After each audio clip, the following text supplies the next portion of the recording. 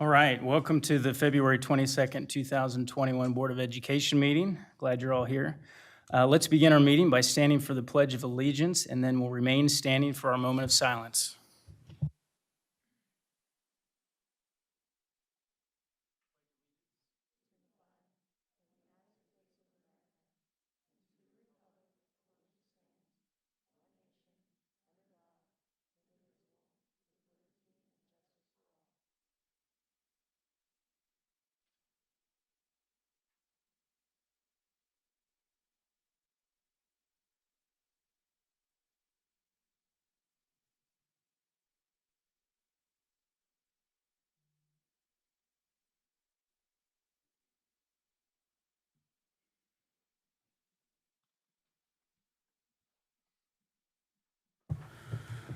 All right, so first up is our adoption of our agenda, and I would like to make a motion to revise the agenda to remove item 9B, which is executive session for matters relating to actions adversely or favorably affecting a person as a student under coma. I have a second? Second. Okay, motion and a second. All those in favor of making that change and adopting the rest of the agenda? Aye? Okay. So we've got 5-0, or 5-2, I guess, 5-1. Yeah, Latona's keeping track. Thanks, Litona.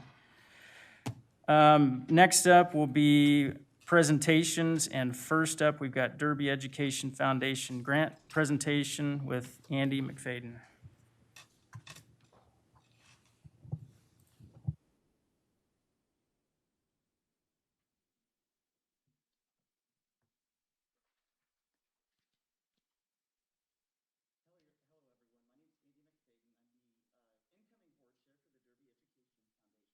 Hard to find where to look right now. Thank you to Derby Public Schools for allowing us the opportunity to have a few moments briefly to speak this evening. I'd also like to thank all of our Derby Education Foundation board members, but a couple that are here tonight, Janie and Janet, wave in the back of the room here to support us. Really, the board has been working hard, and I appreciate their continued support and dedication to our mission, which is partnering with the community to inspire and enable teachers to enhance learning opportunities for all Derby Public students, Derby Public School students. So I figure I would tell a little story. This is gonna be my first time of a series of times being at this podium, and I know some of you all. And so I'd like to take a minute to share my story of how I crossed paths back with the Derby Education Foundation. So I'm a Derby high school graduate in 1997. This meeting caused me to dig out my Tanglewood Elementary. Joel, I see you nodding in the back there. Yearbook from 1990, 1991. And so I graduated in 97, and I currently work with WSU Tech as their executive director of marketing. And I love community. It means a lot to me. So I do volunteer a lot. I'm the board chair for Dress for Success Wichita this year. I'm on the board for the Kansas African American Museum. And I recently moved back to Derby about 4-ish years ago. And shortly after I moved back to Derby, I'm on my way home from work. I have a little niece and nephew here in town, watching my nephew. My brother's like, Andy, I get a phone call, Andy, oh my gosh, Miss Lucen is here. We're Venetian Nails. She's my 6th grade all-time, you have that teacher that just impacted your life, on a crazy scale. And he's like, you gotta get down here. And I'm like, what am I gonna do? Roll up there and be like, hey, Miss Lucen, while she's getting her pedicure or whatever. And so shortly after that, he came home and he's like, hey, we have dinner plans at Mad Rocks with, I can't call her Becky I'm just default Miss Lucen. So we had dinner plans with her, and she's like, hey, I'd like you to consider joining the Derby Education Foundation. It's a great cause, and now that you're back in town, I think, I want you to meet Dave McDonald. And so I met Dave and joined the team there. And so here I am 4 years later, and I'm moving into the chair role. So it's a complete honor, and I look forward to working with the district on all of our projects we have coming up. So with that being said, Joel, I got this. You might want to see it later on.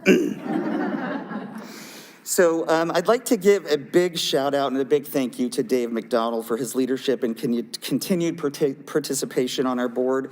With his help and guidance, our annual report for 2020 has been provided to everyone here for detailed review.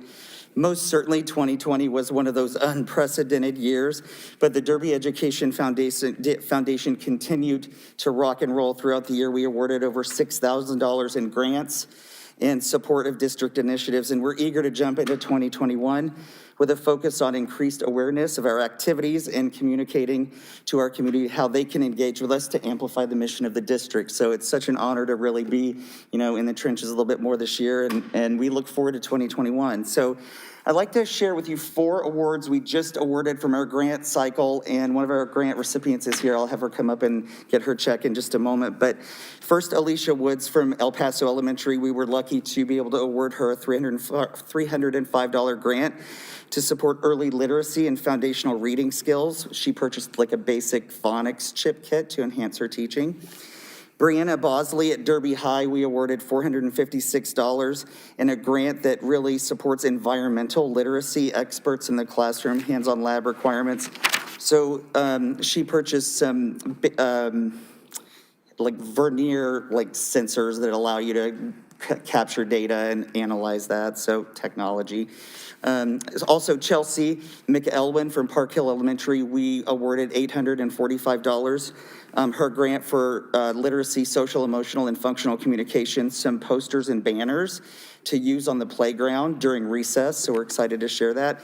And then finally, last but not least, Peyton Reeves. Her grant will serve 3 schools, Wyantier, Oaklawn, and Cooper Elementary. We will award grants up to $1,000, so we awarded her $1,000. And she's going to be purchasing tabletop easels and canvases. She likes to put her students in the role of being an artist.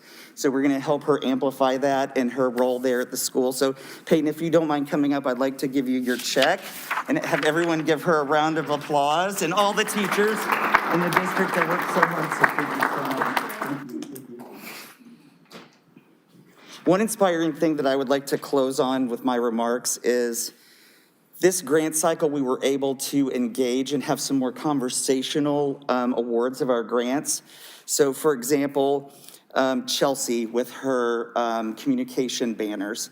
She reached out and her grant request was for 2 banners for about $98. And so we had some back and forth conversation. Well, are there any other, and I'm not instructional by nature, so I have to ask my marketing questions from my angle, but after some conversation, we found out that there are about 10 other teachers at 10 other schools that are enrolled similar to hers. So we not only gave her grant, but then also amplified that by giving that to 10 other teachers in their roles across the district. So I hope we can have continued conversations like that in collaboration, not just awarding grants and walking away, but hey, how can we make this bigger and better and more engaging across the district? So with that being said, if anyone has any questions, I'd be happy to answer those at this time. Thank you so much for having us and allowing us a few minutes to share and celebrate our teachers that are getting grants, and you'll see more of us in the community. So thank you so much. Anybody have any questions? I think we're good. Thanks a lot for your presentation.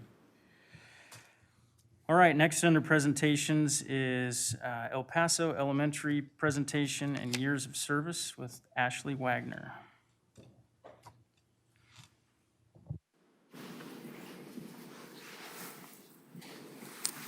All right, I'm Ashley Wagner. I'm the proud principal over at El Paso Elementary School, and I'm very honored to be here tonight to share the highlights and challenges at El Paso. First, I'm going to start off with our school goals. For relevance, by 2022, we're continuing to meeting twice a month to talk about our data. This is an important time that we meet with our instructional coach, and she's actually here tonight, Ms. Sherry Reed. And one thing that we do is we really talk about, where our students are, what our needs are, and what we can be doing in that classroom to really help meet those needs. One of the challenges, as you know, El Paso did get quite a shift in students with the boundary change and with Pleasant View closing down. And so this school year, we've really had to take time to learn a lot about our students and looking at data and comparing data from their previous school to our school. And so that was one of our challenges, is just trying to learn our population, since so many of them were new to us this year. Oops. Sorry.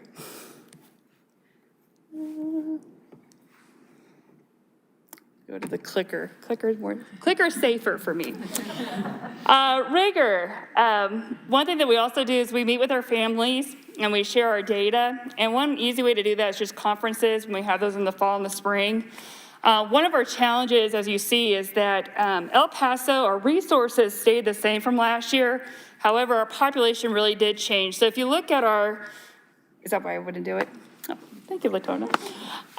So if you look at our beginning of the year data, we really did have a lot of at-risk students. Looking at our reading and our math, we had about 44% of our students that were below basic. And then for math, we were sitting at 40%. And so to meet those needs with the same resources that we had the previous year was very challenging.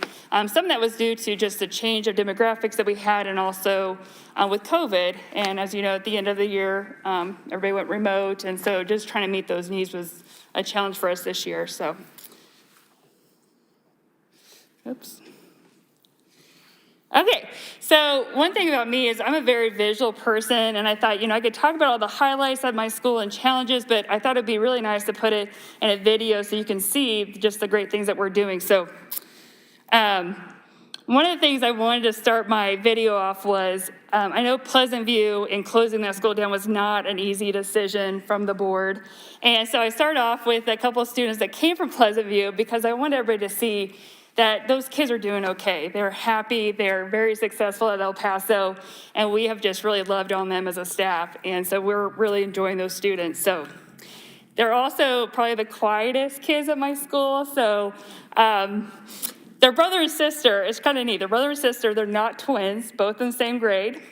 But I was like, can you guys talk a little bit louder, and eventually, I was like, hey, take your mask off, see if we can project your voice a little bit more. But they're really sweet kids. But it's funny, though, because, every year when you have a student in your classroom, they're like, you're my favorite teacher.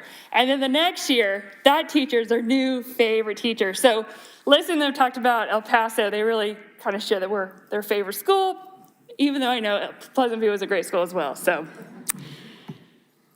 all right. I'm Austin Livingood. I'm in 4th grade. I'm an El Paso student from Pleasant View. I'm Elena Livingood. I'm in 4th grade, and I'm an El Paso student from Pleasant View. Okay, so can you two tell me what it's been like going from Pleasant View Elementary School to now El Paso Elementary School? The school is a lot bigger and much funner with very active teachers. And I like the school a lot better. It's a lot bigger with a lot bigger rooms, and the teachers are a lot nicer.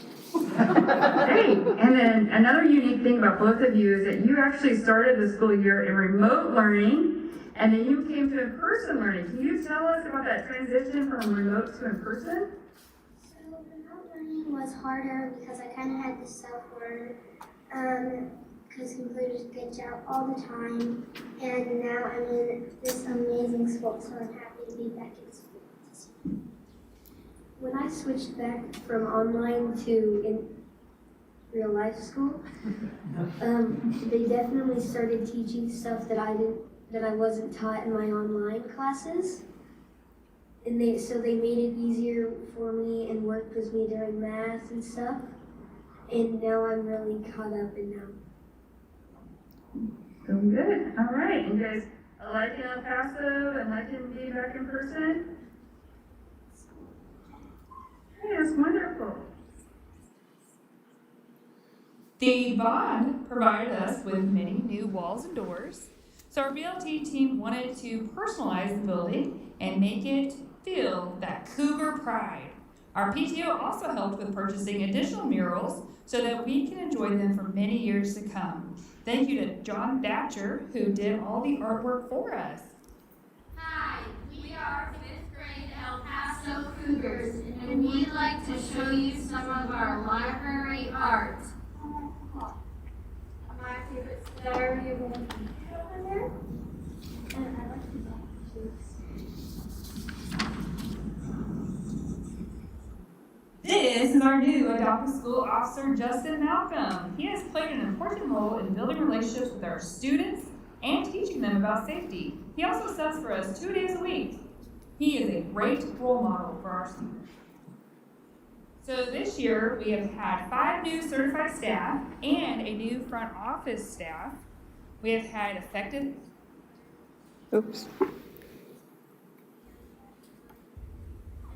Sorry.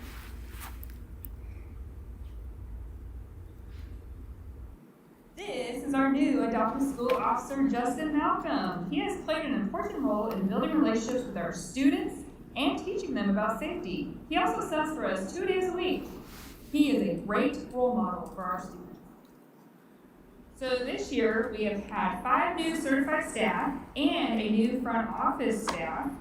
We have had effective staff meetings and professional development while socially distancing in our cafeteria this year. And also, here are some examples of some interactions that have happened in our classroom.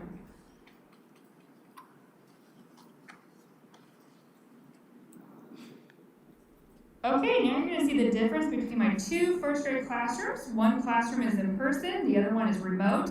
And both of them had a Valentine party because we want to have all students have the same experience, whether they're in person or remote. I'm going to full screen it, so now you can do your dance. Well, maybe it's awesome. Boom, Valentine's Day by the Learning Station and send a song download. Okay, if you're dancing, you can stand up and move back. So make sure you repeat Stand up and move back if you want to. I said. Now, if you're eating a sucker, I don't recommend eating sucker. So maybe do one or the other, or put your sucker down if you have that.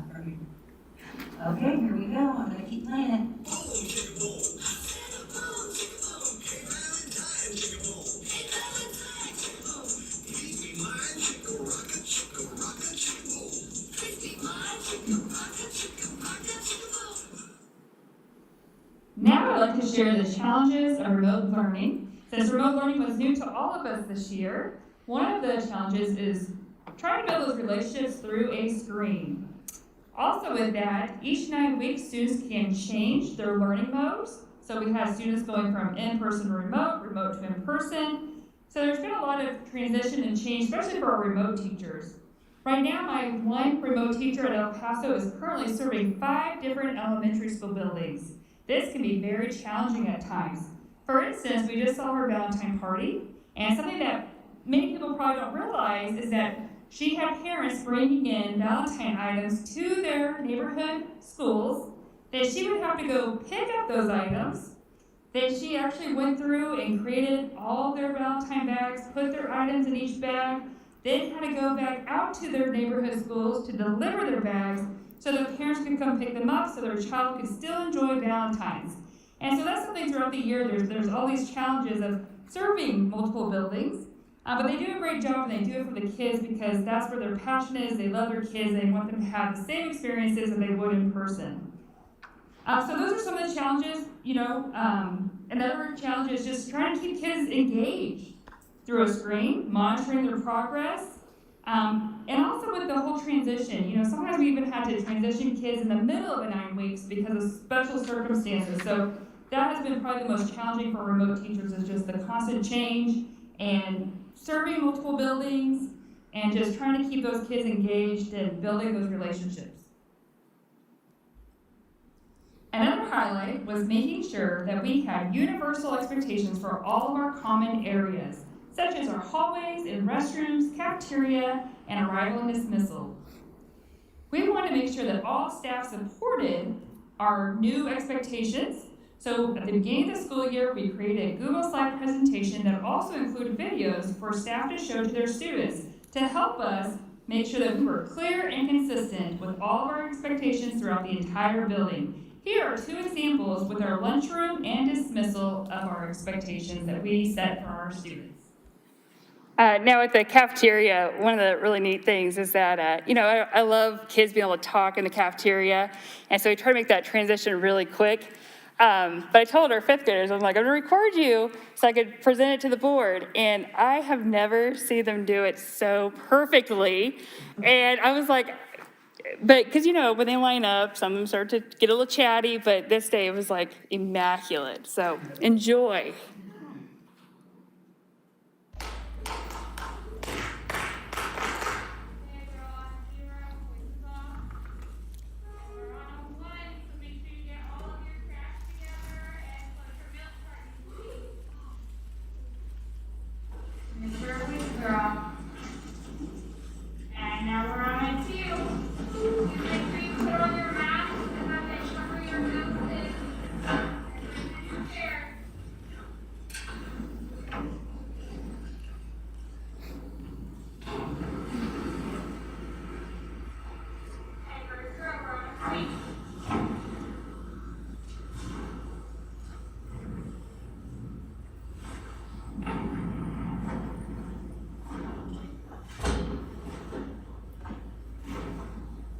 It was really neat too. She's new this year, my lunch aide, and so she only works 2 hours a day, and she does a fabulous job out in the cafeteria, keeping the structures and things in place. So even if I'm not in the cafeteria, it still runs just like it would if I was in there. So she does a really great job. But yeah, and look at them lined up. No one's talking. There's no adult near them. So it's so beautiful. I love it. With dismissal, we wanted to make sure that we were keeping students safe by not having crowds at dismissal. So we implemented 2 pickup lanes for parents to drive up to an assigned cone for staff to load their vehicles with their children. This has helped with making dismissals safe and efficient. In an effort to build a relationship with our community, we were fortunate to partner with Derby First Church of Nazarene. They have helped support us in the morning and after school with being crossing guards. This has helped free up our staff that were used for these positions last year. Now we can utilize more staff to greet students out front and in classrooms during our soft start. Derby First Church of Nazarene has also provided treats for our students, a cricket machine for our staff, and Pastor Jeff Jewett has also served on our school site council. We appreciate Pastor Jeff Jewett and his crew for all of their hard work this year at El Paso Elementary. And of course, I get on a day where it's snowing, so it just shows how dedicated they are to El Paso. So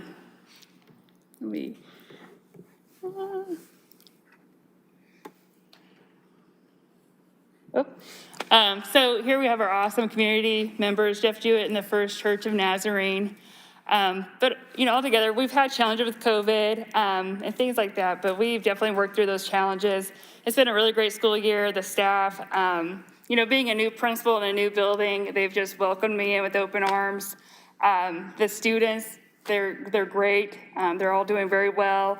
The relationship building has been huge this year, so very pleased with the progress we've made and where we're at now, and we're looking forward to the future and all the endeavors that are ahead of us. So before I get to my years of service, I stand for any questions that the board may have for me.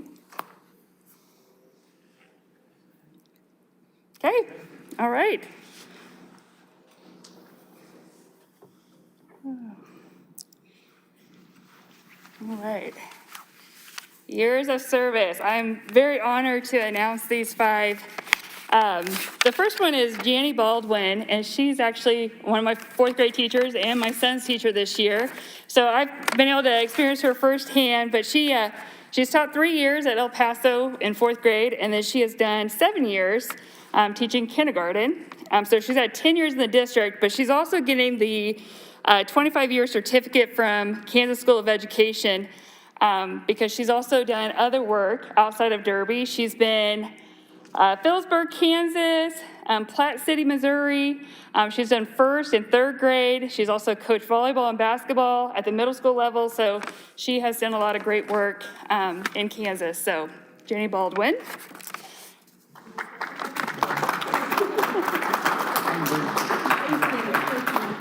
And then next I have Joel Addis, and the neat thing about Joel is we actually went to school together at Wichita State University, so our paths realigned 15 years later.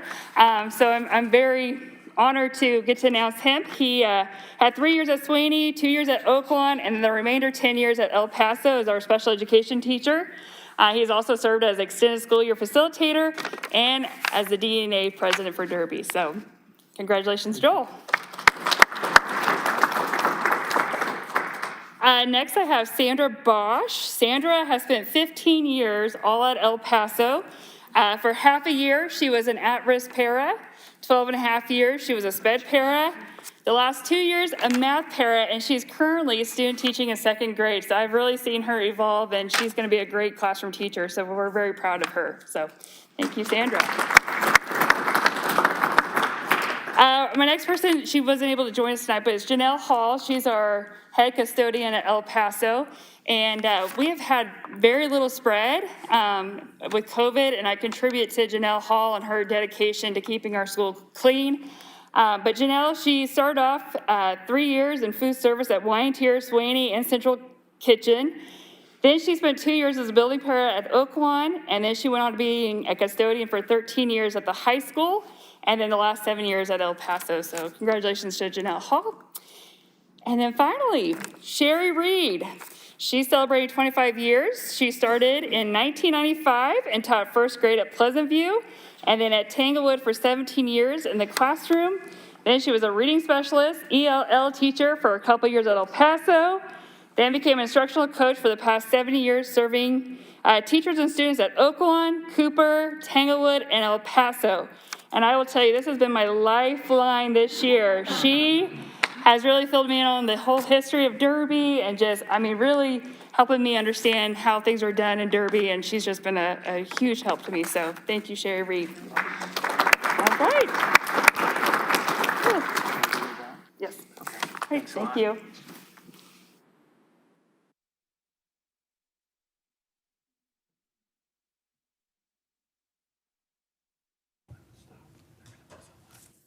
All right. Next up is Stone Creek Elementary Years of Service with Sandy Rusher.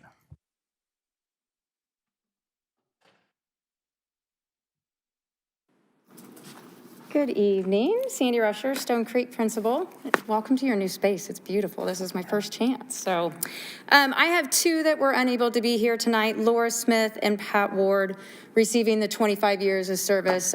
Great people, hard workers, just unable to make it tonight. But I'm thrilled to celebrate Catherine Mendenhall. Catherine has worked in our district with Latchkey, and just recently this year taken on a long-term sub position at Derby North Middle School. And it was fun to talk to her and hear that one of her favorite memories of all of her time in the Derby district is during that Latchkey experience when they get to take like the fancy buses and go on field trips, because the kids think that's so amazing and fun. So Catherine, we just appreciate your service to our district and everything that you do for us.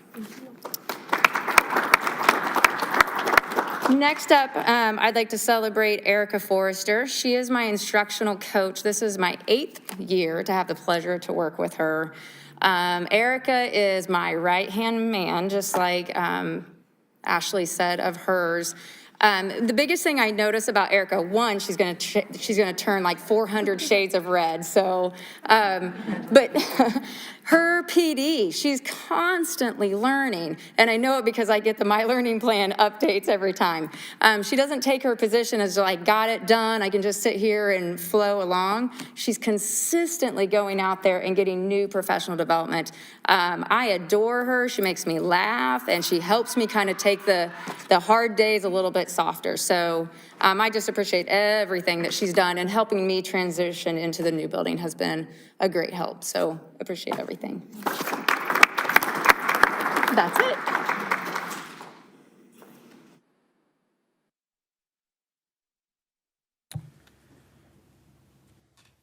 All right, and our final presentation is I Make a Difference Awards with Becky Mader.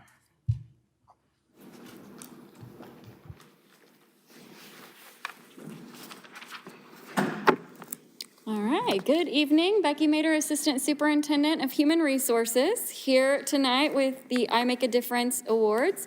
This month's winner of the Volunteer I Make a Difference Award is Jeff Jewett and the Crossing Guard crew from Derby Church of the Nazarene for their time supporting El Paso Elementary. Good timing on this one, right? So no matter the weather, snowy videos included, every morning and afternoon school is in session. A crew of volunteers from the Derby Church of the Nazarene have been outside in front of El Paso Elementary serving as crossing guards.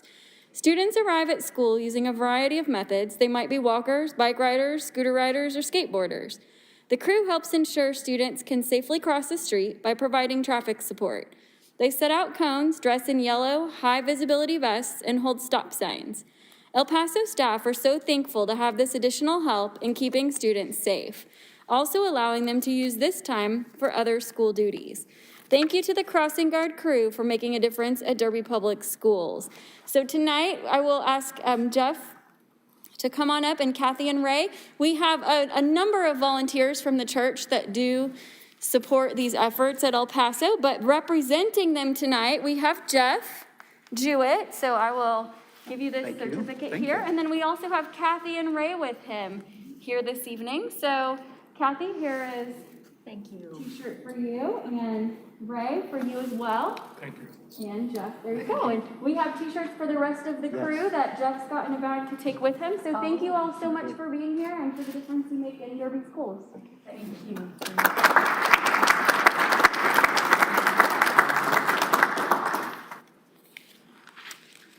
All right, this month's winner of the Staff I Make a Difference Award is Mr. Kendall Workentine. Come on up, Kendall. For his work at Derby High School, Kendall supports staff members and students at Derby High School with Canvas, our learning management system used by Derby Public Schools teachers to help present class material in an electronic online format. He offers assistance by teaching, troubleshooting, and providing fixes for remote, synchronous, and in-person instruction. Kendall's knowledge and expertise are a resource to many at Derby High School. He's helpful assisting others in developing their skills in Canvas and other technology. He's worked tirelessly and selflessly to support teachers, not only at Derby High School, but across the district. His knowledge and expertise are unmatched. Kendall truly has made a phenomenal difference for Derby High School this year. Thank you, Kendall, for making a difference at Derby Public Schools. There you go. And your t-shirt as well.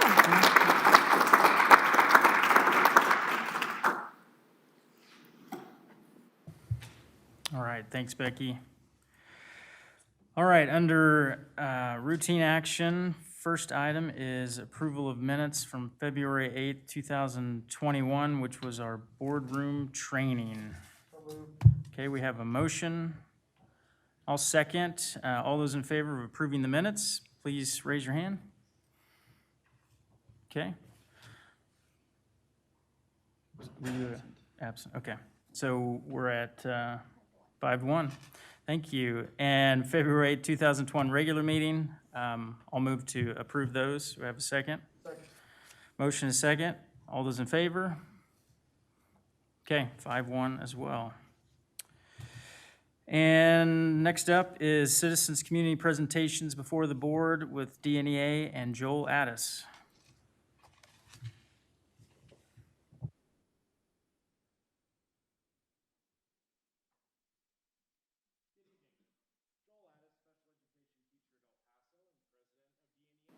You know, later this week, something pretty incredible is going to happen. And that is that USD 260 staff, there we go, who have expressed interest are going to receive their first dose of the COVID-19 vaccine. Earlier today, I shared with the board a link to KNEA's statement about vaccines at a statewide level. And just one thing I wanted to share tonight, in this statement, our president of KNEA stated that Governor Kelly has always held educators in the highest regard. We know from our communication with her and her staff that frontline workers like Kansas educators are her top priority when it comes to vaccine distribution. And so a big piece of the governor's distribution plan for vaccine was allowing the counties to communicate with local school districts. And that really brings me to the main thing that I want to share tonight. And it's really just the fact that the executive board wants to recognize the sheer amount of work that the administrative staff at Derby Public Schools has put into developing a plan that would allow us to be ready for this event. And so, you know, we know that that work started early, and the goal was to be detailed and prepared so that when this moment would come, it could happen. And so really, this evening, on behalf of the DNEA Executive Board, I would just like to say thank you. So for that, I will stand for any questions. Thank you, Joel. Any questions for Joel? Okay, All right. Appreciate it. Thank you. Thank you.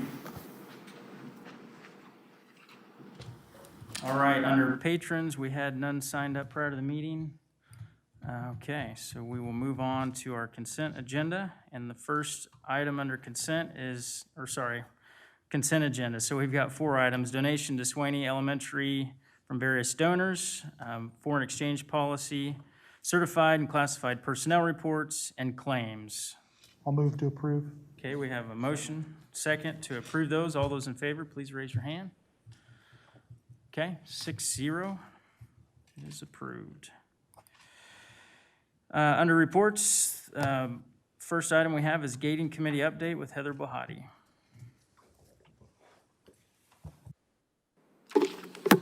Good evening, Heather Bohati, Superintendent. Tonight, we have 3 items we'd like to focus on underneath the gating committee update. First, just to provide you an update from our last gating committee meeting. We are continuing to run in yellow and pleased to see our numbers even improving. So we'll be excited to see if that trend continues and running in person K through 12. The next one I want to focus the most time on and appreciate the comments from DNEA and Joel, but is vaccine information. I've never been so excited to get a picture sent to me of a regular box. And they sent me a picture and it was a box, and that is the box of vaccine that is arrived, and it is in town, and we are ready to go. So that is very exciting for our staff. I'd echo what he said. There is a team of individuals that has worked. We were prepared in Derby Public Schools to ready to administer and get these vaccines out to staff. I'd like to walk you through what that's going to look like. Here in Derby Public Schools, we did appreciate Derby Drug. It's Derby Drug and Dam Pharmacy partnering together, and they reached out and they have 500 doses of vaccine that's earmarked for staff here in Derby Public Schools. In addition, we reached out to and talked to Sedgwick County, and they've earmarked some additional because they knew that we have been gaining additional interest and have 200 more doses from Sedgwick County that they're going to be able to allow Derby Drug and Dam Pharmacy to be able to administer. So we have a total of 700 vaccines that will be available. We do have Nikki Seeley's Director of Special Services have been working and getting information out to staff and with signups. I know between Holly and Litona working on sign-up sheets on Sign-Up Genius, but being able to have time slots on February 24th, 1:30 to 8. You'll see multiple people that are signed up every 5-minute increments is what we have. And then we have early times the following day from 6:30 to 9:30. More than enough slots. There's still slots available. We are working to get an accurate count of individuals that want that. So if people still want it, or if you're watching on and you're an employee, you can still get, or board members, student teachers, substitute teachers for the district can still sign up for. As of 3:30 tomorrow, if there's vaccines that are still left of the 700, we will send those back, is what we will do. So other schools, because there's other schools that still are trying to get their staff vaccinated, so we want an accurate count as of that time. So if people would like to get it, now's the time to sign up to get that. So what that's gonna look like is they've signed up for their time slot. Once they've...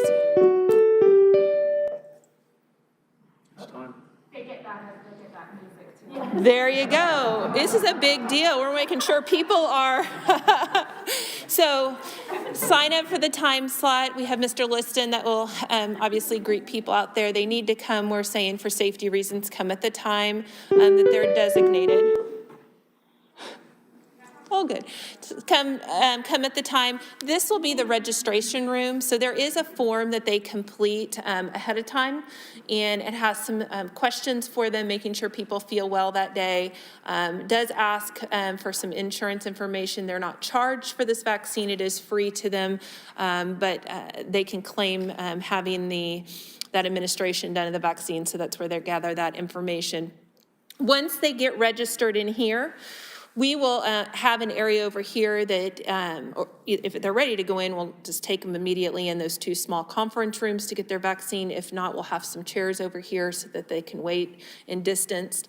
Once they get into the room, get vaccinated, our nurses are helping to monitor after they get their vaccination, and then also drawing vaccine. So it will just be rotating people right on through those rooms. And then they will go into the large area, conference room area, and be monitored for a minimum of 15 minutes is what we have. We have some drinks and snacks for them, and then once that's done, their first dose is administered.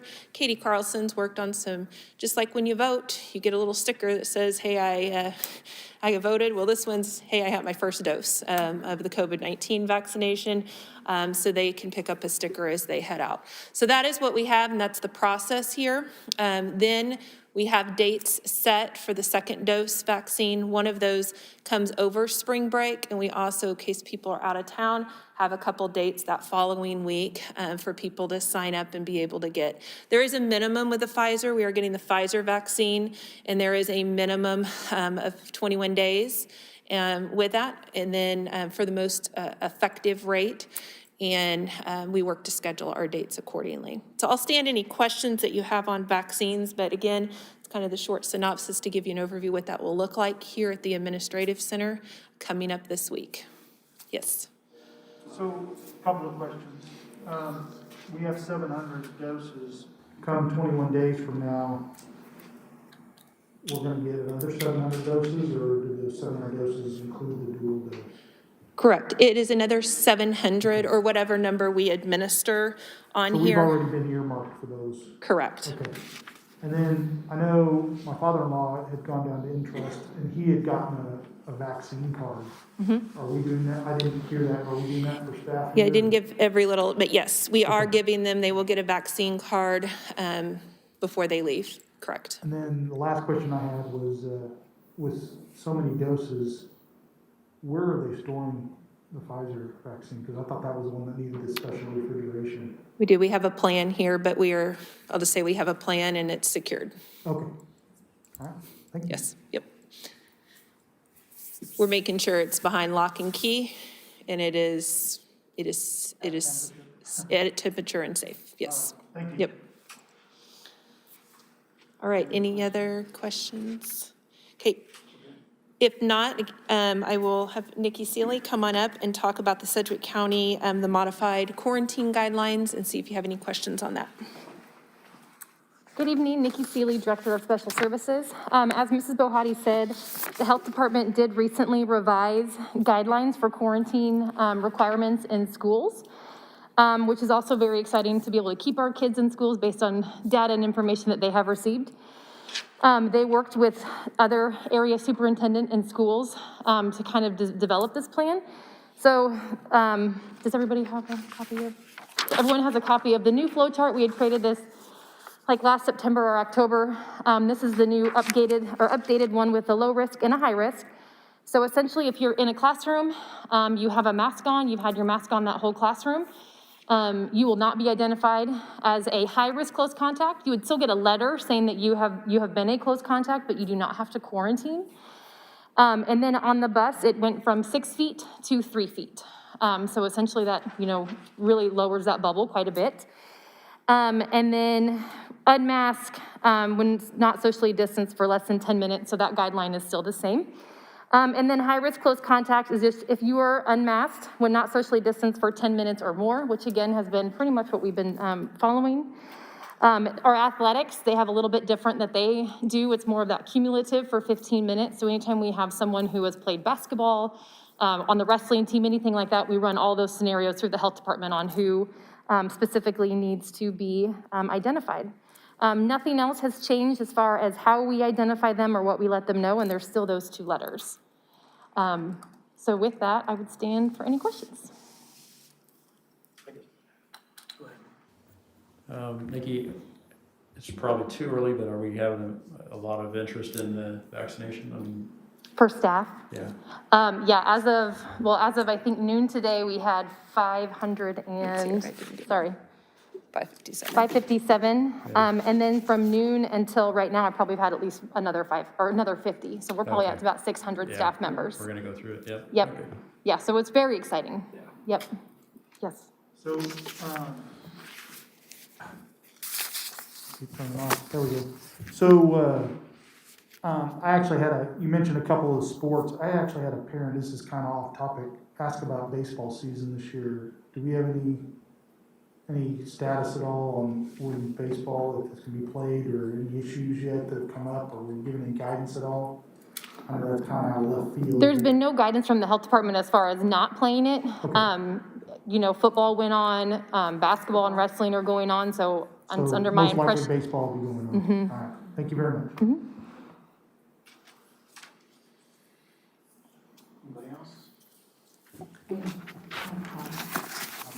Yeah, I just want to say, first of all, thank you for the updates, and again, just the flexibility that the district has had every time, we get a curveball and something else happens, it's just that flexibility, and we're just flowing with it, and I appreciate the new flow chart, I appreciate the efforts that, just to echo what Joel said too, getting this vaccine available to staff right here on site really makes a difference, so really appreciate those efforts.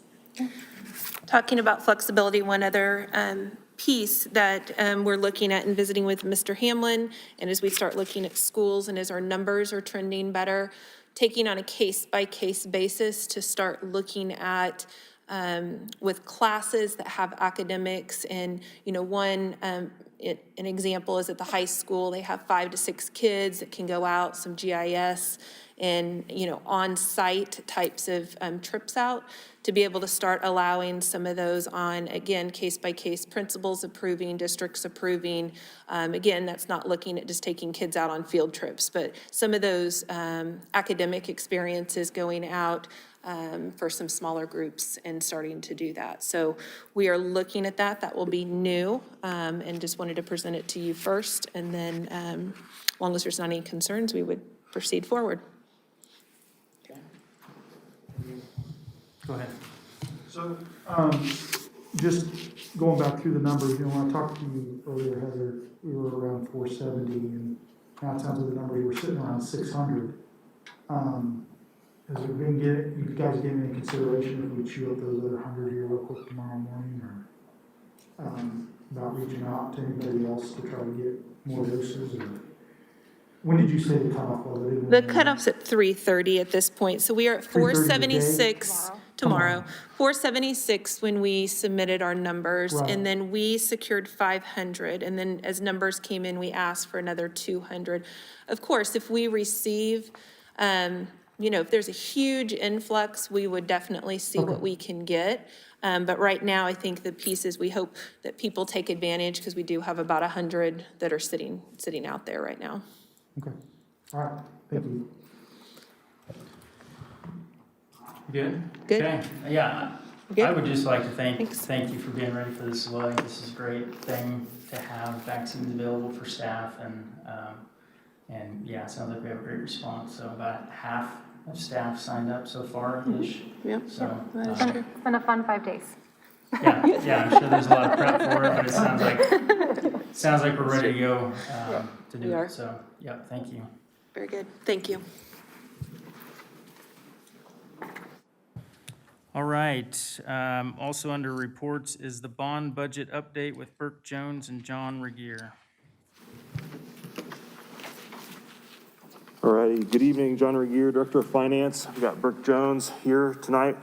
I know the bar has been pretty set in our household with reports, so I'm gonna try to do my best to try to keep up with my wife last time, so it's all downhill from here. So in your packet tonight, we do have a bond budget update.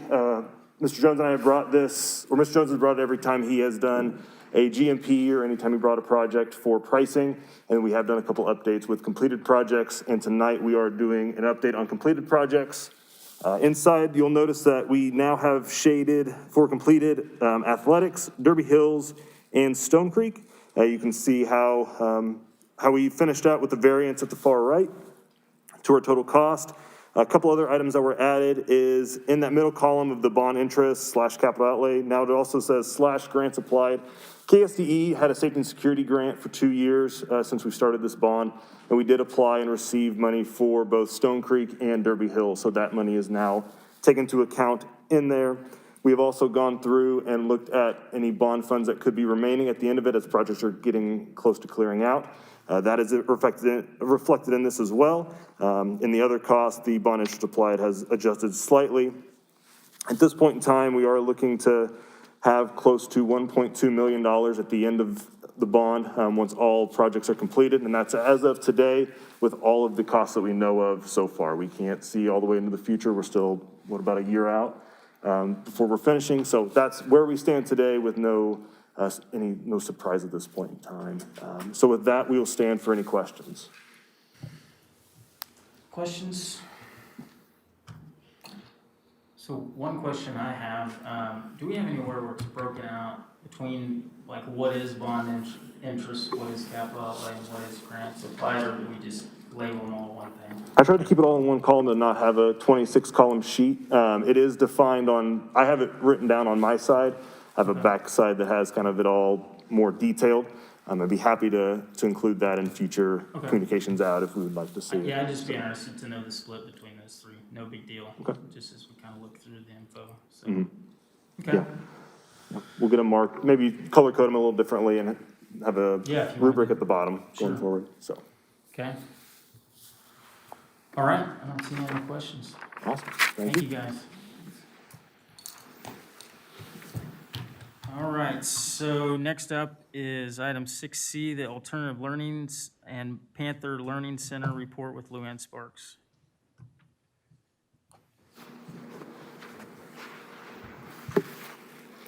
Good evening. Luann Sparks, Director of Alternative Learning. Tonight, I'm really super excited to share an update about the Panther Learning Center and our continued growth and development in our Alternative Learning Department. While we're still fine-tuning and working and making those solid plans for August of this upcoming school year, we've truly hit the ground running. This past month, we've completed 18 school days so far. We're no longer a dream or a vision, but every day it's a reality that is coming to life for our Derby High School students. I submitted a detailed report trying to cover some of the logistics of the Alternative Learning Panther Learning Center program, but tonight I wanted to share a little more about the programming and the programs that we're offering and how we're really building out that concept of being a genuine learning center. And that the Panther Learning Center is focused on recovery from the past. It's embracing today and making those plans needed for our young adults' future. And since I've started, I have not met one high school student that didn't want to do something different and did not have a vision of wanting more. So to have a program in place where we are sitting down and having some of those tough conversations, it has been a privilege the last month in bringing this program to light. As we've started this, we've been merging into all of Derby High School's programs. This is not a separate school, but it's a program under the umbrella of Derby High School. So we are merging into the DHS lane. We're providing a few new options and programs, but we are building that bridge of where we will help support our students, where we will blend and work together with our students. And then hopefully, as we're doing our job better and better all the time, it will assimilate into that much bigger picture with a lot more breadth and depth for our students. Not every student that attends the Panther Learning Center is truly a Panther Learning Center student, okay? That support program, some students need that. And we have that available for those students that do need that. But we also have a lot of students that are attending Fuel Ed for course acceleration. We have WSU offering concurrent classes at Derby High School, but we've moved the WSU Health Sciences CTE strand to the Panther Learning Center, and we are offering this term phlebotomy. And you have no idea what it is like to see a group of high school students coming to report to their class in their scrubs and working with phlebotomy arms and transitioning that to human beings in school. And the ability, it's amazing. They're invested, they're engaged, they're excited about learning, and it's a phenomenal opportunity that any student that walks by that classroom, they take notice. That's bringing our community and the world of work into our school. WSU is providing our instructors for our programs in medical terminology as well as phlebotomy. They will continue to provide our instructors for CNA and HHA. which is our home health, and they are assimilating and being a part of our team to help meet the needs of our students.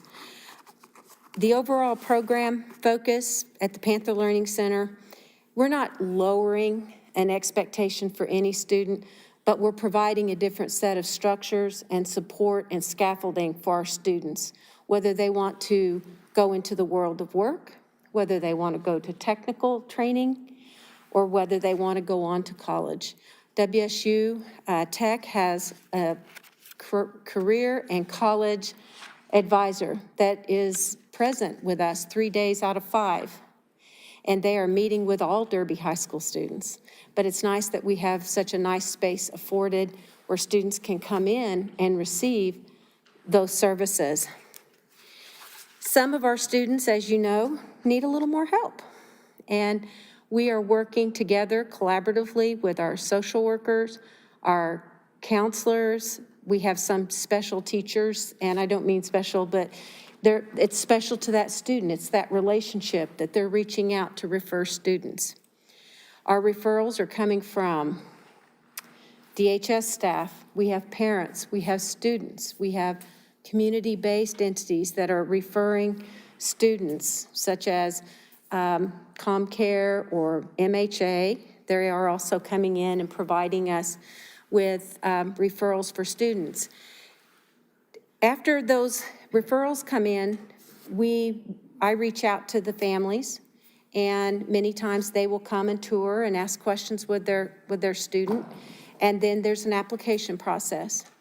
Parents fill out an application, and students fill out an application. And we've already got the referral documents, so there's a third layer of input regarding that student. And it's interesting because those questions are so important, because that's what helps us take those barriers or those obstacles to create that individual plan for our students. We can't mitigate those if we are not aware of all those obstacles.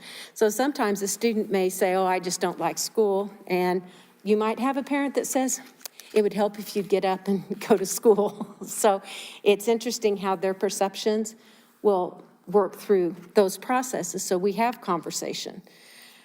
During our opening, our goal was to provide services to 30 students between now and May. We have met that. We have 4 students that are considered Panther Learning Center support students.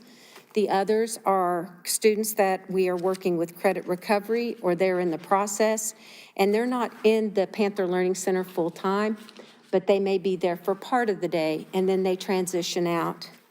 It's wonderful because it's keeping our Derby High School students connected to their friends.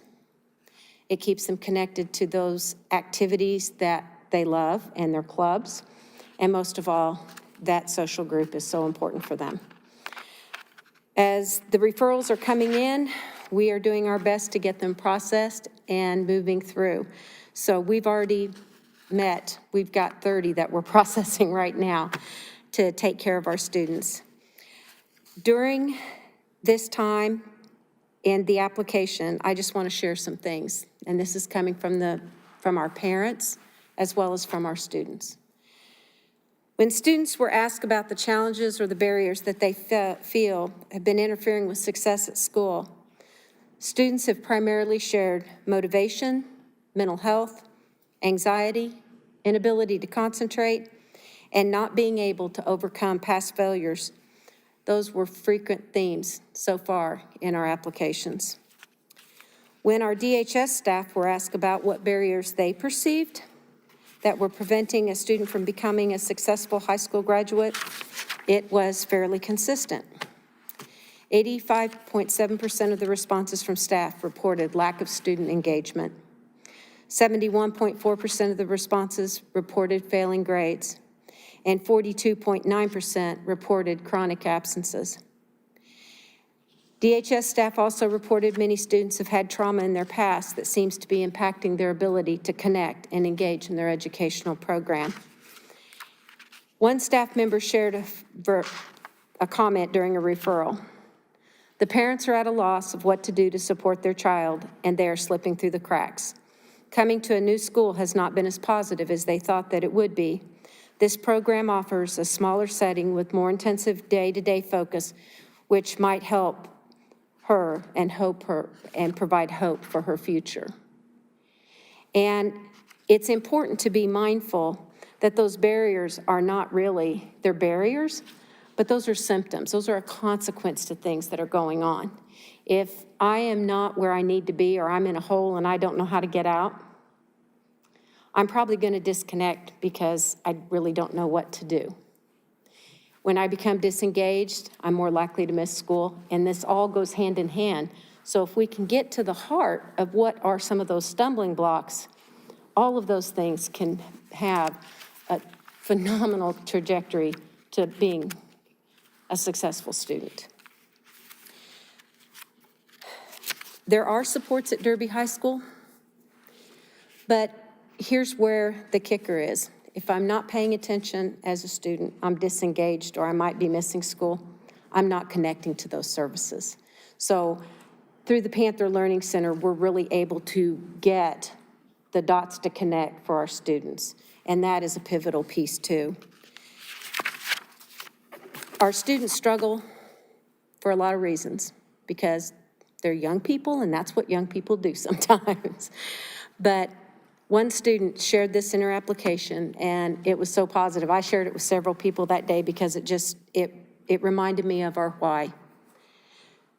A student wrote, "My ability to pay attention for a long amount of time interferes with my dreams. I want to be able to finish high school and go to WSU, but I'm far behind on my credits and I don't have a very good GPA. I want to be able to achieve my goals in my life, but I'm not doing too well right now. If I could go back and change how I do my work, turn in my assignments, I would. I would do anything to be able to start over and do a good job in high school." That just anchored me so much, because that is what I get to experience every day. As we plan for the future, we've got to get the mental health supports and the social worker in place to support our students. That's a vital link, just getting them connected to the services. It's not that we can do that part, but we can certainly facilitate those connecting points. And as a director in Derby Public Schools, it has been a privilege to work with parents, to work with our students, to work with WSU, to work with Derby High School staff and our leadership and our strategic plan committees. Because of this vision, this is moving forward. While it may seem just like another new program or something we do in Derby or at Derby High School, our students and our parents, they're seeing it as hope. And they are engaging, and I look for nothing but great things to continue at Panther Learning Center. So with that piece, I would stand for any questions that you would have. Okay, thanks, Luann. Any questions? Tina, go ahead. Luann, can you remind me again, how many are enrolled now? How many have we processed? We have 4 full Panther Learning Center students, but only one of them is out there for the entire day. And we are processing other applications. I'm meeting with parents and students every day. And then we are also providing support, and I have 26 students that are being processed right now. And what is our capacity?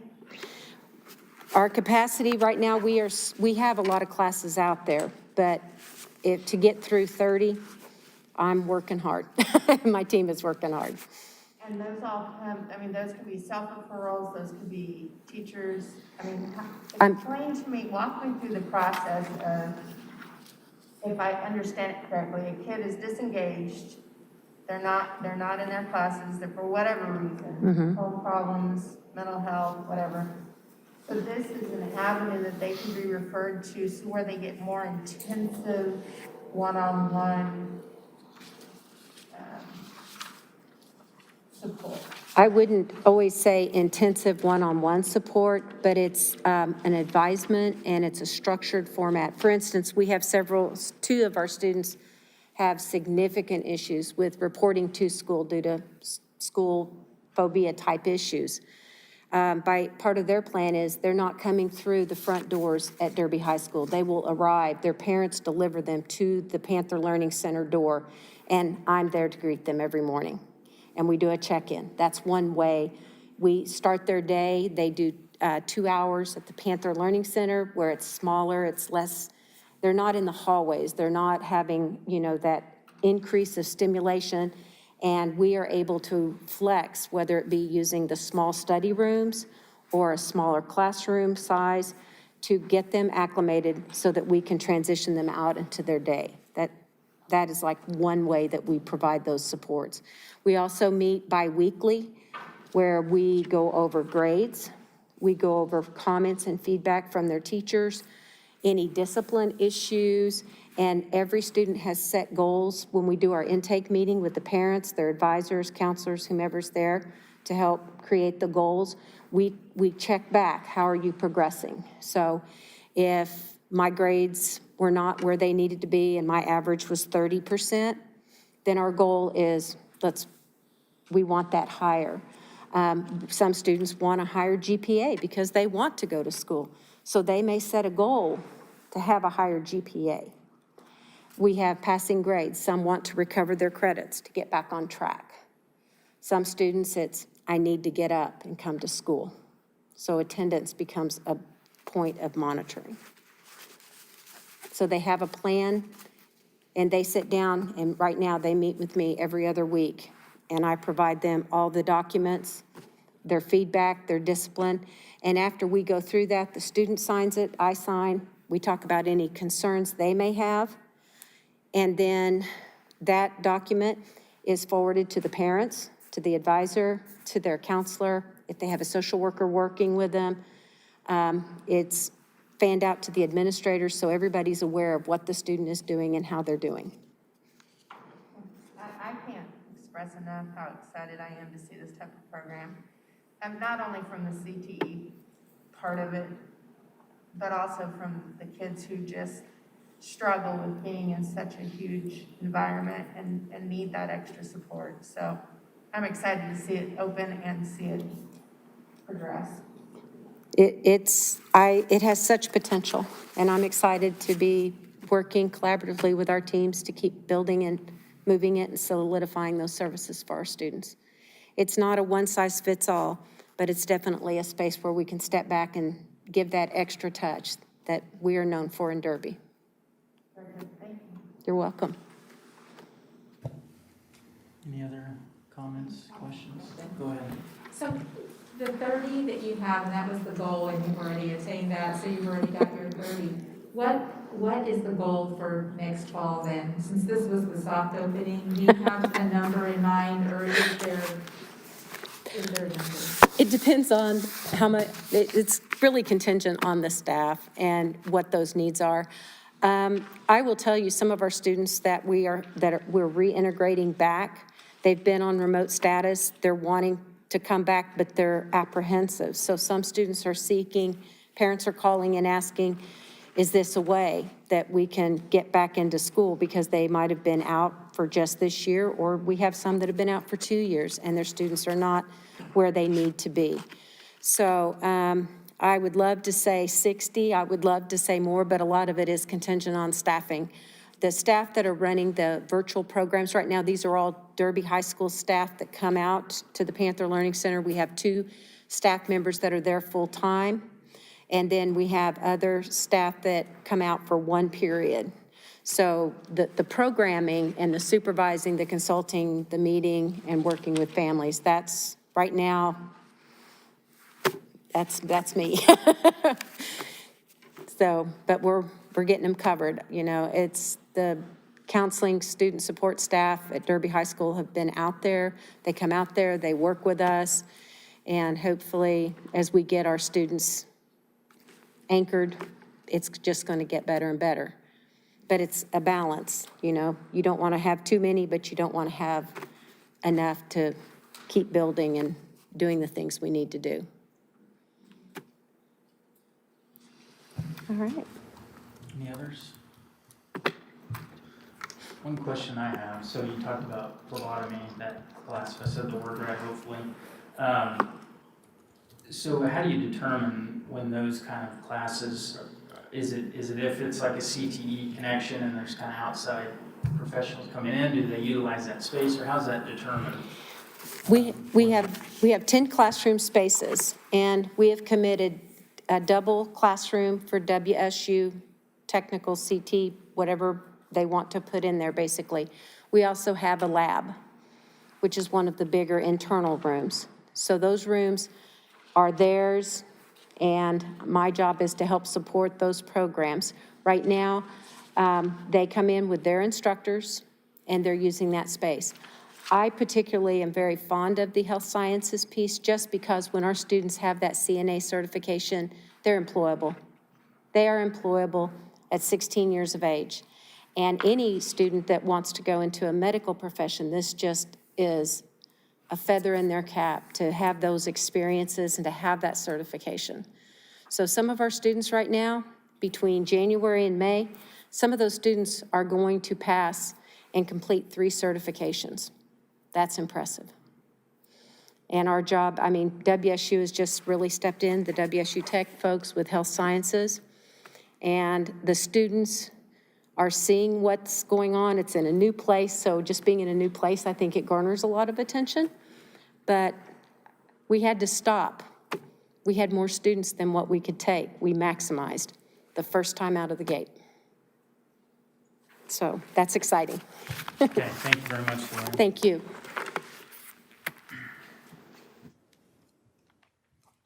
All right, under discussion, we have board policies with Heather Bohati.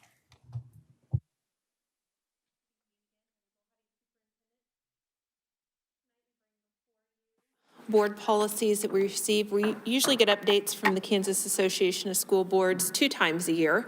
So usually some around December timeframe, and then in the summer. So the ones you're seeing are the winter updates. We put a cover page so you could take a look at. Those are the updates to each of those policies, and I would stand for any questions that you have on there. Any questions? I don't see any. Okay. I would plan to bring this back to the next meeting for Yep, approval sounds then. good. Okay. Thank you. And then next up is 2021-2022 calendar with Heather Bohati. Yes, this year, annually, we work on the school calendar for the following year, and we do have a committee that's put together.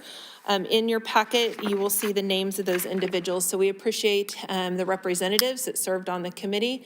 I know also Mr. Joyce is on that committee, and in providing this year, I will say, for Joel, I know is on there too, it's in the room. So this year, I will say, I didn't know how that's going to go via Zoom, when you try to build a calendar and doing all that. But this group did an incredible job putting these together and making things happen. So we included the differences from Group A and Group B so you could see as a reference. But we purposely only put one calendar in there so there's not confusion of which calendar that's being proposed tonight regarding it. So how this process works, we start off to say, do we need to gather any additional information? Do we need to put out any additional surveys, things to, and the group felt that we have representatives that are serving on there. So they had discussions. There was a few things that was really important this time. They wanted to make sure we had balanced quarters. So that was one of the items that was talked about, making sure we had those balanced quarters. And then another item that came up, and I think it's important, and this has been something I think we've been long awaiting, but I also put in the packet, there was the alignment of spring break with universities. And this is pretty exciting that the Kansas Board of Regents for the Kansas public universities has worked to align the spring breaks across the state. And KSDE, the Kansas State Department of Education, is encouraging school districts, so not everybody has to, but they're encouraging to adopt so people have that same. And this year's March 14th through 18th. And they have put out a list so you can see years to come for families to know that information. So that was something else this year. Another one was to note district in-service time. In the past, it's written in the master contract that some of those, there's 3 in-service days that you can change for student contact days, and we've done that for the last few years. As you know, that time is really precious for staff development. Next year, we'll have rolling out of computers and other things for staff, but making sure that those are placed. So we would recommend those days again. And then the last thing, a couple, if you want to say changes that came, if you want to say outside of the calendar committee that are wrapped into the calendar, would be for Cooper and Oaklawn. This is something another building improvement team had brought up, and their building reached out about the time that the building is open. So the opening of the door and when breakfast is served at both Cooper and Oaklawn, to me, are what's happening at the other schools across the district. Martha is supportive of that, feels breakfast can be done. They can still serve if they want hot breakfast. And then have that equity, if you want to say, across the other places. So they used to open up earlier than that, but this next year they're proposing, just like the other schools, I believe that's like 20 minutes before, and allow that 20-minute breakfast like everyone else. So that is a change to note. And then the other one is Strategy 3 had worked. So Becky in Human Resource Department also gathered information and really looked at, because we talk about benefits and retaining staff and making sure we're competitive. So one of those items was looking at specifically 12-month staff and the time at that winter break. And the recommendation and what is included in that calendar is having an additional day, and it'd be paid time for our 12-month hourly staff to add in at the winter break. So right now that would bring, as it's noted on, it would up that day by 1. Right now there's currently 3, and it would be going to 4 is what it is. And that's very much in line. It sent some information to you regarding that, but in line with other districts. So with that, I'll stand for any questions that you may have on the proposed calendar for the next school year. Any questions, comments? Yeah, go ahead. I just have one question about, I don't see a staff workday in December for the end of the first semester. And I was just wondering if that was going to be in there. It looks like there's an in-service day, but not a staff workday. That is that time. They're labeled, it's on December 20th. It's admin meeting time, in service, or teacher work time.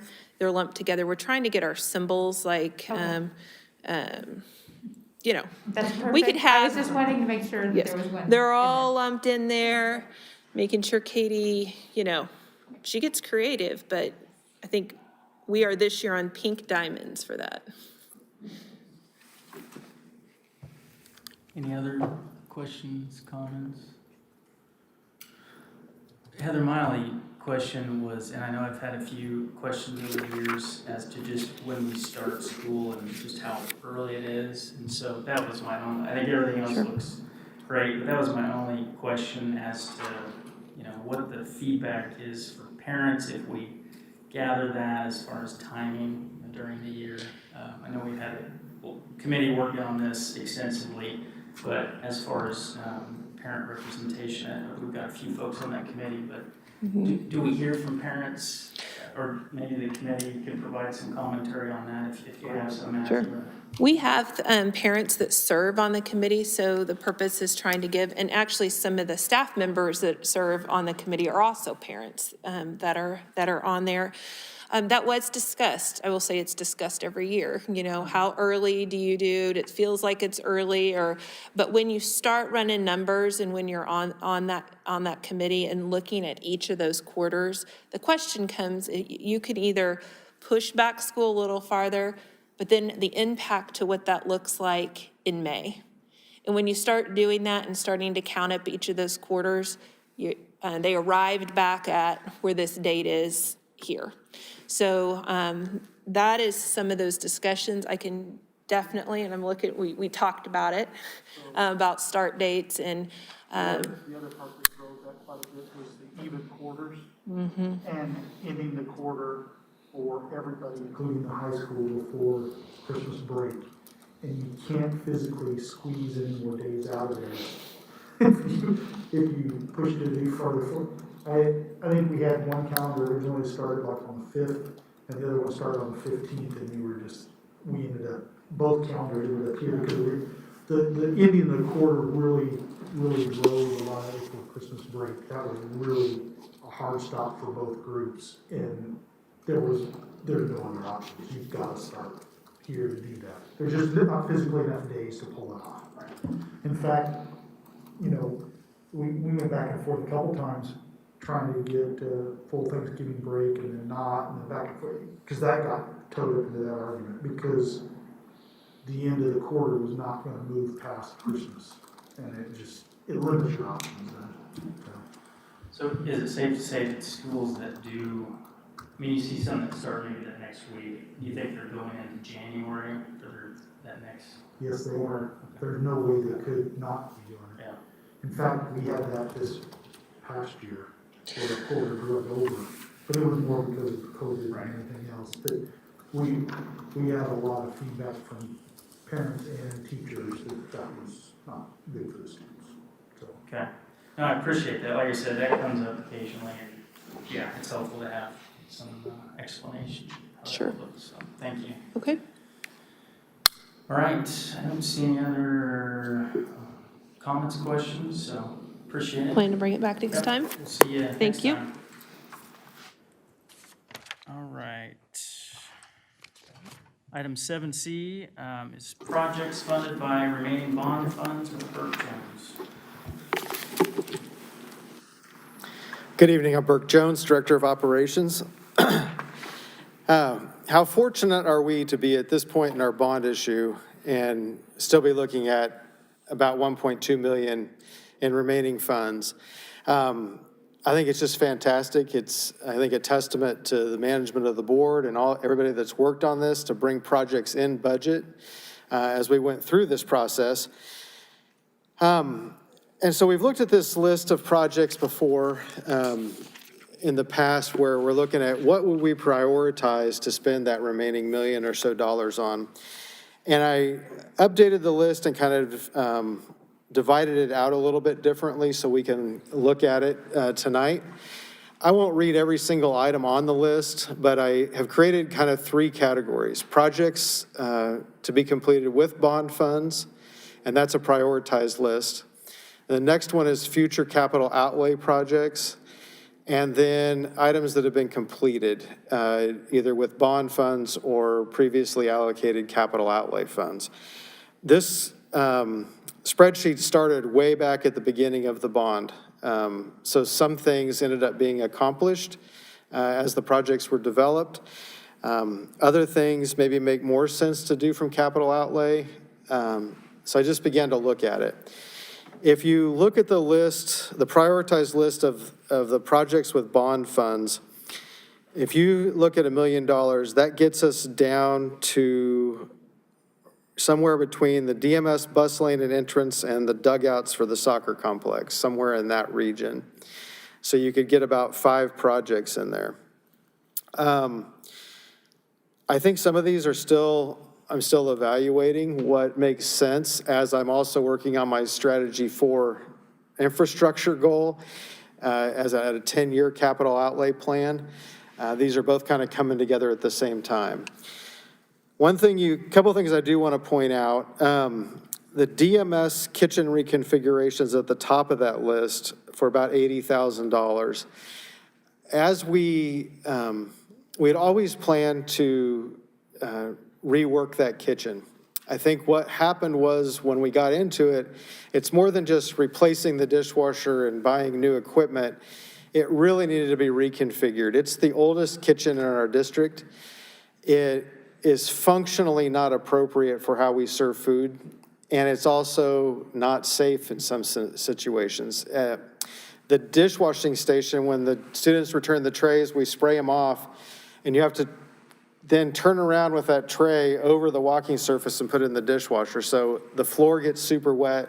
There's slip hazards. It's hard to get our carts of food in the door because the dishwasher is right in front of the door. So there's a lot of things that really need to be considered. When we began to look at that, there were some unique things there. There was a lot more underfloor plumbing that we had to redo. There is, now kicked it up high enough where we had to put a grease interceptor in. So all total, we can't completely afford that out of the remaining contingency for that project. So I would recommend that we look at approving that one early in this process. And like I would suggest, I would bring it back for action at the next meeting. And that would basically be a $80,000 contingency fund for that item. It could come in less than that, but what we know right now is we're covered with that amount.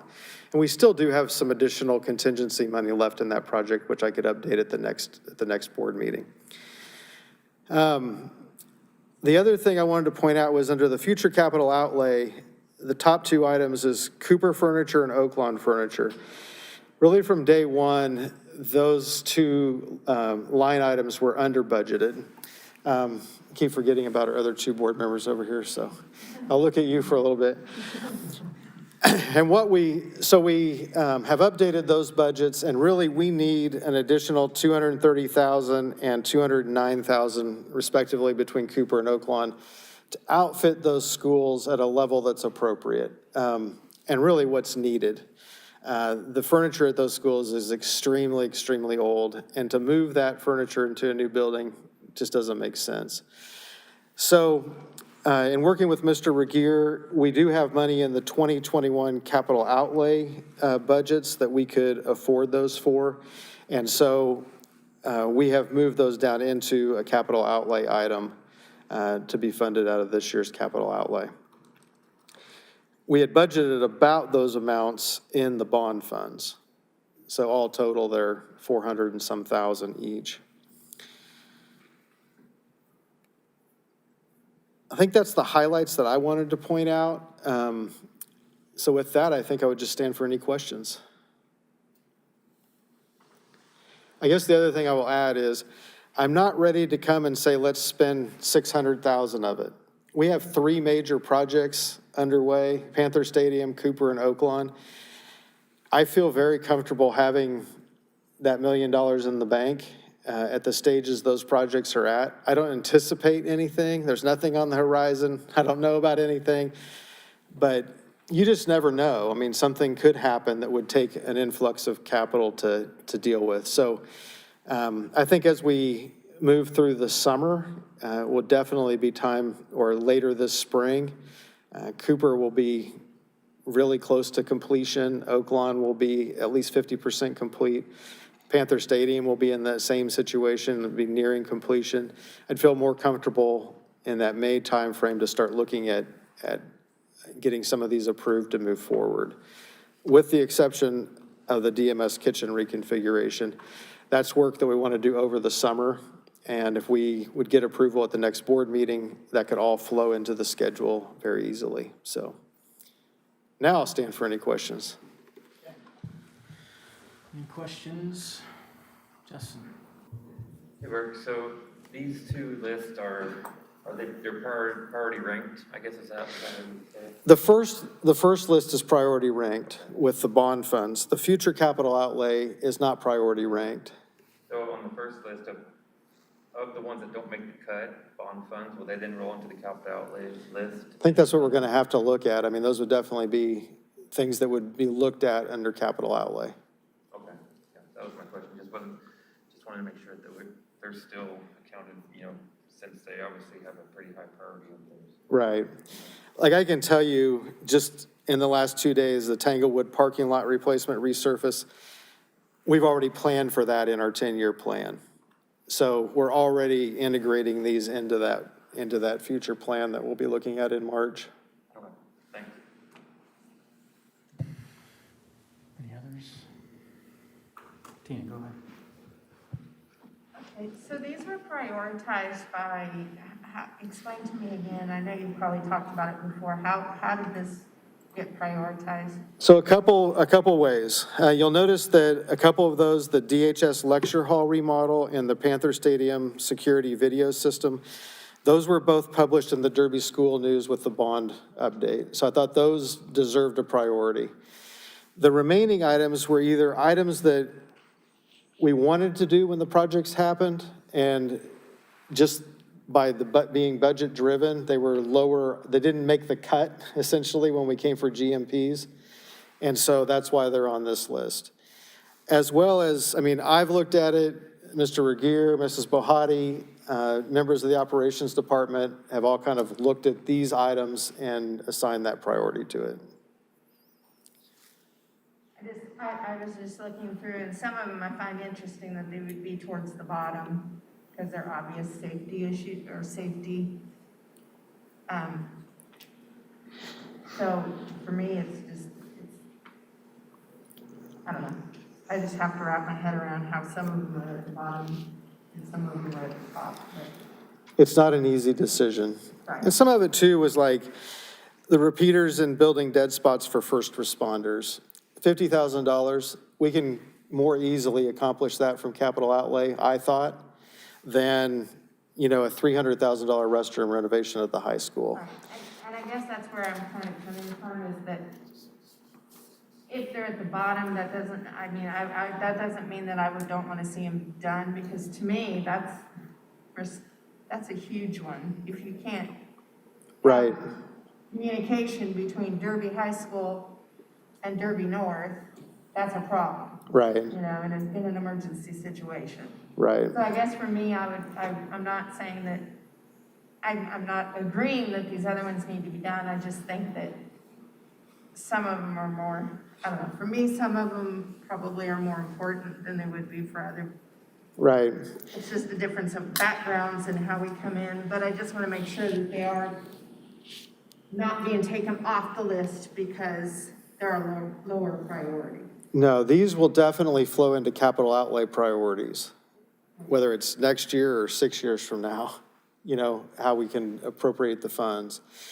The other thing I kind of looked at was finishing projects. So at the high school, we've remodeled groups A and B restrooms. That's just how we classified them. But if you've been in those restrooms, you saw it when we took the tour, they feel much better. The group C restrooms are at the end of the hallway or at the end of the wings. So some of it was just like, why wouldn't we finish those while we're here? All the hallways are done. We've done all the other restrooms. The El Paso ceiling and lighting replacement, although it's a little bit lower, we replaced half the ceiling and lighting in El Paso. And there's a dramatic difference in how those two spaces feel. So while it's still relatively new, let's just finish that. So there was a lot of, and I'm not saying it's perfect, but it's the best that we could come up with. Okay, I do have kind of a follow-up with Tina's question. So we'll have the capital outlay process upcoming March, and then we make a final decision as it may. Mm-hmm. Will we have an idea of, you talked about some of these items, if they're gonna flow into capital outlay for 21, 22? At that point, we're gonna be able to, if they don't make the list, bump them into capital outlay or make that decision by that time, or do you anticipate having to wait for a longer period of time in order to account for these in capital outlay? It's something I've been trying to figure out as myself. Yeah. I think for now, we could begin to pencil them into the capital outlay plan, and then if they get covered, it would just reduce our capital needs moving forward. Because I think it's fairly safe to say we'll get down somewhere through the bus lane entrance and the dugouts for the soccer complex, assuming nothing major comes up between now and then. Gotcha. So my thought was I'd begin to look at these and get them slotted in to a year of the capital outlay plan, and then if they don't happen, then we don't spend the money on them.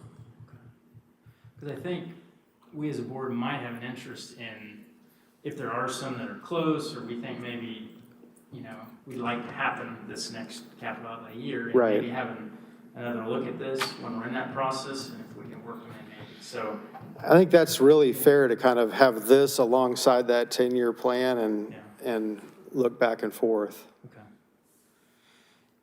And in regard to DHS, that finishes out the restrooms, right? Right. As far as the different sections, okay, all right. And, that's an example, that and the lecture hall would be prime targets to try to get done this summer. So those would probably be the next couple I would bring back, once we get a couple more months down the road. Okay. And then my only other question was, is there a chance the $1 million+ could get bigger over this next year? There's definitely a chance. How much bigger is really the question. We still have a long ways to go on Cooper and Oaklawn and Panther Stadium. So, and I just know we're spending contingency on those right now. So Okay. I wouldn't expect $300,000 kind of dollars to come back. I mean, it's not going to be a dramatic difference. Okay. So. Okay. I think that's all I have unless anybody else has any other questions or comments. Okay. Thank you, sir. Thank you, guys.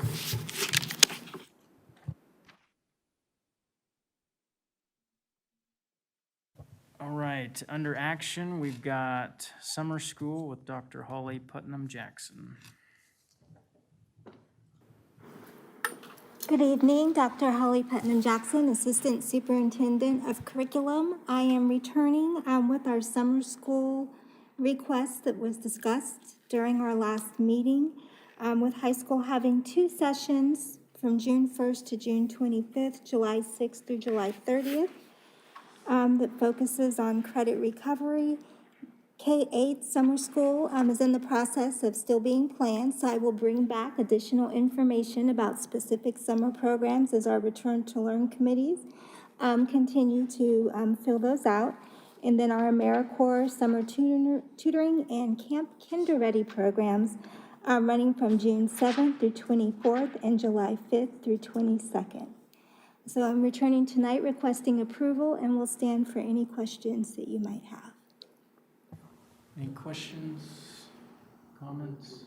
Okay, we have a motion to approve. Second. And a second. Any discussion? Okay, all those in favor, please raise your hand. Okay, looks like 6-0. All right, thank you. Thanks, Paul. All right, and our final item is executive session. And so for matters which would be deemed privileged in the attorney-client relationship under COMA, and I've got something to read here. I move that the board go into executive session for the purpose of discussing matters which would be deemed privileged in the attorney-client relationship under COMA for 30 minutes, following a 5-minute break. The executive session will include all the board members present and Heather Bohati, Becky Mader, Dr. Holly Putnam Jackson, Burke Jones, and Board Attorney Calvin Ryder. The open meeting will resume here in the boardroom at 8:44. We have a second. All those in favor, raise your hand. Okay, 6-0. Thank you.